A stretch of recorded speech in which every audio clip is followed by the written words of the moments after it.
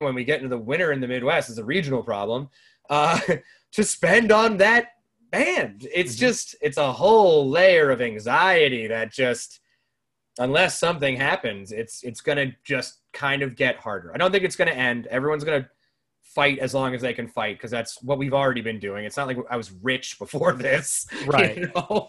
It's not like I was making a ton of money. I was still strapped for cash all the time, but at least I had something to present for it in a very tangible way.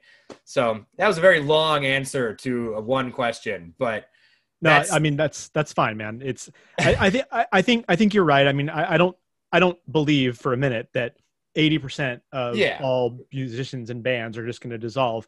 I do think that you're correct in that we're going to see like different experiences for different levels of bands. And my big concern is that because of the number of venues that have had to close, that, to your point of everyone fighting over the same bone, like bands are going to immediately want to tour, and everyone's going to be much more limited into like how many shows they can play. Oh yeah.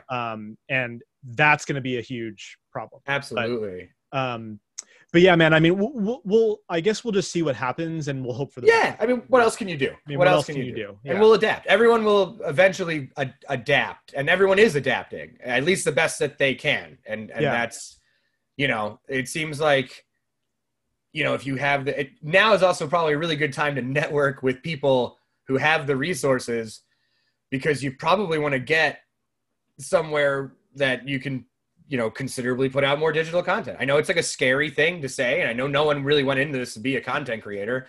And that's just a sentence as a 32-year-old man that I didn't think I'd ever utter. I knew that I technically was by writing songs, but now I got to make videos, and I got to learn a whole new medium. But what else is fucking new? It's not like anybody goes into art to have a guarantee or to have a sense of, I'm going to make it no matter what. You know, you're still gambling, and I feel like the ones who really love to gamble are going to keep fucking gambling, or just don't know how to do anything else. Like, sure.